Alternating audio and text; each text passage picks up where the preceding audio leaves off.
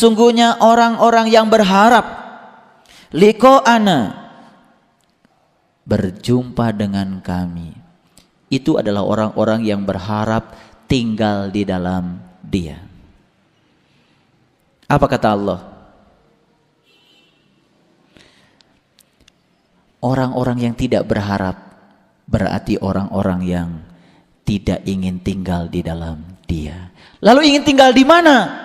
Allah katakan waradu bil hayati dunya, karena dia ingin tinggal di dunia dengan segala kemewahannya.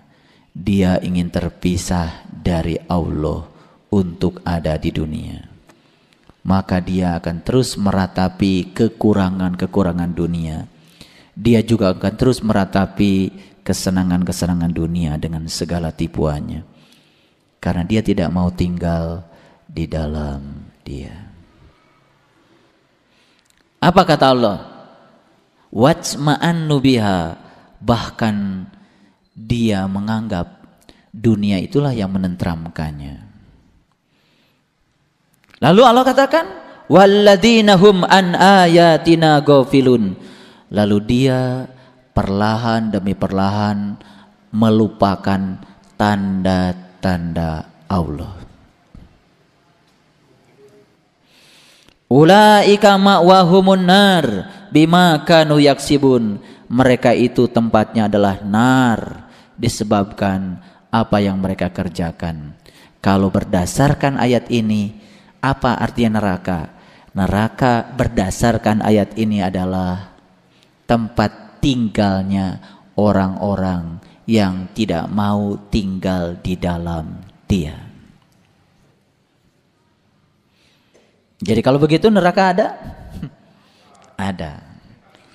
Berapa banyak orang yang sudah bisa tinggal di dalam Dia? Hanya sedikit. Mereka yang sudah tinggal di dalam Dia akan menjadi seperti Dia, memberi tanpa keinginan, berbuat baik tidak punya harapan. Sebagaimana Dia memberi kepada kita, wa ahsin kama ahsanallahu ilaika. Allah mengatakan suatu tindakan disebut tindakan baik andai kamu melakukannya sebagaimana Allah melakukannya. Wa ahsin kama ahsanallahu ilaika, berbuat baiklah kamu sebagaimana Allah telah berbuat baik kepadamu. Harusnya semua tindakan kita harus mengikuti tindakannya kepada kita. Dia memberi tanpa ada keinginan untuk dibalas. Dia berbuat baik kepada kita, tidak butuh apa-apa dari kita. Bahkan mau apa Dia yang diberi oleh kita tidak pernah kita pikirkan. Itulah mekanisme Allah berbuat baik kepada kita. Dan tindakan kita baru termasuk tindakan baik kalau mekanisme melakukannya persis seperti Dia melakukannya kepada kita. Kalau berdasarkan ukuran itu, berapa banyak kalau begitu kebaikan kita? Hampir tidak ada kebaikan kita, karena setiap kebaikan yang kita lakukan selalu saja dikaitkan dengan apa yang kita dapat, termasuk di dalamnya sholat kita. Kalau sholat kita pun masih menjadikan Allah sebagai mitra dagang kita, tidak menjadikan Allah sebagai kekasih kita, berarti kita masih belum ikhlas. Nah, di level mana kita sekarang? Ya, paling tidak sudah mengawali level ma'rifatullah, untuk memasuki level musyahadatullah, untuk memasuki level mukasyafatullah. Setelah terbuka tirai, terbuka hijab, semua yang dia lihat adalah kasih sayangnya apapun bentuknya. Dari situlah akan mengalirnya tanda-tanda cinta. Oh, ternyata Allah apapun saya tetap memberi pada saya dengan kasih-Nya. Begitu melihat tindakan-tindakannya yang kemudian kita bisa lihat sebagai kasih sayangnya, kasih sayang itu akan mulai mengalir karena kasih sayangnya. Mahabbatullah. Baru setelah mahabbatullah itulah baru mulai tumbuhnya ikhlas. Nah, oleh karena itu kalau mau tahajud, tahajud saja. Mau duha, duha saja. Mau wiridan, wiridan saja. Ya kan? Mau berbuat baik, berbuat baik saja. sudah semestinya berbuat baik. Iya kan? Iya. Merdeka tanpa ada ikatan. Nah, kemerdekaan ini yang harus kita raih. Dan kapan itu terjadi kemerdekaan itu? Seandainya kamu semakin sering tinggal di dalam Dia, kemerdekaan itu akan diraih. Makanya sering-seringlah tinggal di dalam Dia. Jangan dibatasi lagi oleh ritual. Setiap saat adalah saat yang meditatif. Setiap hela nafas kita adalah hela nafas yang meditatif. Setiap kita di mana saja kita selalu meditatif, selalu berada di Sidratul Muntaha, selalu berada di puncak kesadaran kita yang tertinggi. Jadi berdasarkan definisi Quran surat Yunus ayat 7 dan 8, di sini dapat dipastikan bahwa neraka adalah tempat tinggal seseorang yang tidak mau tinggal di dalam Dia. Jadi tolong jangan diartikan Islam itu sebagai agama yang statis, tapi agama yang dinamis. Sabar itu bukan diem, ya. Sabar itu bukan diem. Menghadapi masalah apa adanya itu sabar namanya, ya. Nggak usah dipikirin, hadapi aja. Itu kan enteng, ya. Gitu. Pokoknya semua itu dibikin jiwa kita merdeka, bebas. Ngapain kita mesti repot-repot ngurusi? Nah, makanya tinggallah di dalam Dia. Kita menjadi ewo pakewu karena apa tadi? Karena waradu bil hayat di dunia. Kita tinggal di dunia. Maka begitu tinggal di dunia, lalai sama Allah. Begitu lalai sama Allah, lalai sama af'alnya Allah, lalai sama sifatnya Allah. Ya kan? Lalai sama asmanya Allah, ya kan? Lalai sama Allahnya, lalai semuanya. Nah, kesadaran itu hilang ketika tirai itu menutup. Teruskan dulu. Innalladzina amanu. Sesungguhnya orang-orang yang beriman. Saya ingin mengartikan berdasarkan ayat ini, orang beriman ya orang yang tidak tinggal di dalam neraka lagi. Berarti sudah tinggal di dalam Dia. Gimana caranya supaya sering tinggal di dalam Dia? Mengerjakan amal soleh. Dengan mengerjakan amal soleh berarti kita sedang mengirim diri kita untuk tinggal berlama-lama di dalam Dia. Amal soleh yang bisa mengantarkan kita liqa'ana. Jadi kata-kata jumpa, kan kita sering mengartikan dua entitas ini dengan ini berhadapan-hadapan. Itu yang keliru. Kita itu ada di dalam Dia, betul enggak? Tugas kita cuma membersihkan sifat-sifat buruk yang tidak resonan dengan Dia. Begitu sifat-sifat itu dihilangkan, terbuka hijabnya, maka kita menjadi tinggal di dalam Dia, menyatu dengan Dia. Makanya kata saya Ibnu Atha, tidak perlulah kamu berupaya mencari kegaiban-kegaiban yang ada pada dirimu. Tapi tugasmu mencari aib-aib yang ada pada dirimu. Sebab kalau aib-aib itu kau hilangkan, kegaiban yang ada pada dirimu akan nampak dengan sendirinya. Jadi kita disuruh mencari aib-aib diri saja, nggak usah mencari kegaiban-kegaiban diri. Karena gaib itu dibungkus oleh aib. Nah, kalau aibnya sudah terbuka, gaibnya akan terbuka. Perintah yang sangat luar biasa itu. Nah, sesungguhnya orang-orang yang beriman dan mengerjakan amal saleh, jadi iman itu mengantarkan kita untuk tidak tinggal di dalam neraka. Betul? Nah, berarti untuk agar kita berlama-lama tinggal tidak di neraka, tinggal di dalam Dia, berarti kita harus sering menjalankan amal saleh.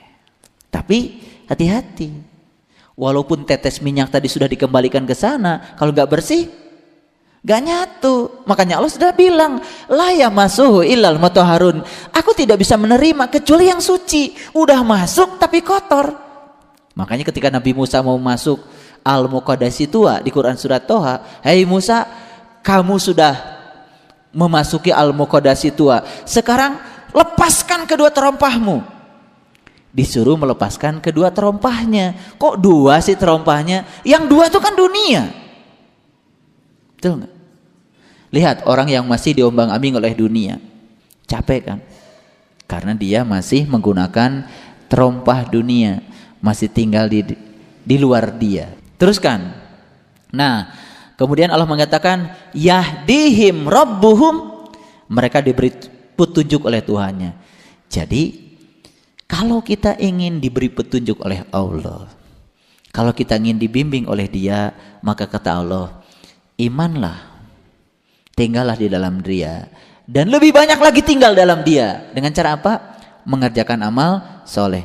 Yahdihim rabbuhum biimanihim, dan Allah akan memberi petunjuk karena keimanan mereka. Terus tajri min tahtihimul anhar fi jannatin naim, di bawah mereka mengalir sungai-sungai di dalam jannah yang penuh dengan kenikmatan. Naim itu artinya nikmat. Jadi hidupnya penuh dengan kenikmatan. Ternyata kaya itu bukan miliknya orang yang punya. Kaya itu miliknya orang yang selalu bersuka cita dengan apa yang ada. Kaya. Banyak orang yang punya segala tapi tidak kaya. Tapi orang biasa-biasa saja, tapi dia bersuka cita dengan apa yang ada. Kaya dia. Apalagi dia serba ada, juga bersuka cita dengan yang ada. Oh, tambah kaya. Subhanallah. Jadi banyak orang yang miskin. Karena apa? Karena dia tidak tinggal di dalam Dia. Oke, teruskan.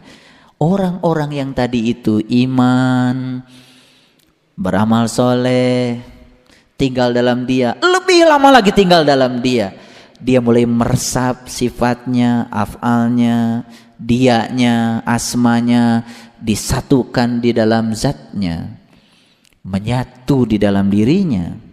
Maka kata Allah, dakwahum fiha. Nah, fiha di sini memang haknya itu di situ menunjukkan kata ganti ketiga tentang jannah. Karena jannah ini dipahami sebagai sesuatu yang terpisah dari Allah, bagi sebagian orang yang tidak mengerti, maka mungkin saja masih dicetak nya huruf kecil, padahal sebetulnya fiha itu sebetulnya harusnya huruf besar. Karena puncak kenikmatan naimnya di dalam jannah kan sebetulnya liko kepada ana, liko kepada Allah. Nah, liko kepada Allah itu bukan seperti kita jumpa dengan kita, tapi tinggal di dalam Dia. Nah, fiha, mereka-mereka yang sudah tinggal di dalam Dia, tidak ada lagi yang terucap cuma subhanakallahumma, suci setiap saat. Nah, oleh karena itu, maka ucapan yang senantiasa terlontar pun hanya ucapan salam. Apa artinya salam? Damai. Dan setiap dia menyeru kepada Tuhannya, setiap dia berdakwah kepada Tuhannya, dakwahum wa akhiru dakwahum anilhamdulillahi rabbil alamin. Jadi alhamdulillahnya sudah tidak dikapling lagi karena dia sudah damai. Nah, kita bisa lihat orang yang baca bismillahnya nggak damai, orang yang baca alhamdulillahnya nggak damai. Alhamdulillahnya dikapling. Padahal kata Nabi, jika engkau mendapatkan yang tidak engkau ingin, ucapkan alhamdulillah dan bersabar. Dan jika engkau mendapat yang engkau ingin, tetap ucapkan alhamdulillah dan bersyukur. Jadi Nabi saja mengajarkan alhamdulillah itu diucapkan kapan saja, terhadap peristiwa apa saja. Ya kan? Nah, sekarang alhamdulillah kita, ayo.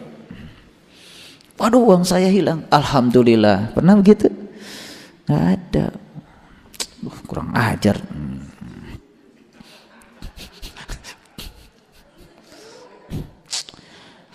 Akan banyak yang disalahkan. Timbul apa? Ewu pakeu.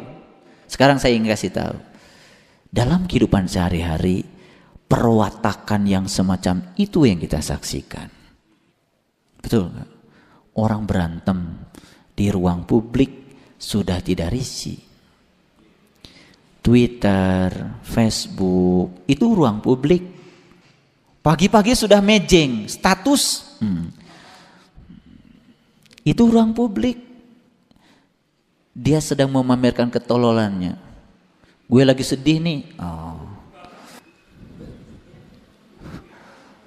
Udah gitu ada lagi yang mau ngomentari. Dikomentari. Ya kan? Komentari lagi. Semua kita sepakat berjamaah menghabiskan waktu untuk tidak tinggal di dalam dia. Ini nih persoalan penting. Karena apa? Ya, saya melihat sekarang ini kok teknologi informasi ini malah semakin menjauhkan manusia dari Allah. Itu adalah dajjal-dajjal super modern yang telah membuat manusia wajma'an nubiha, tentram di dalamnya. Ya kan?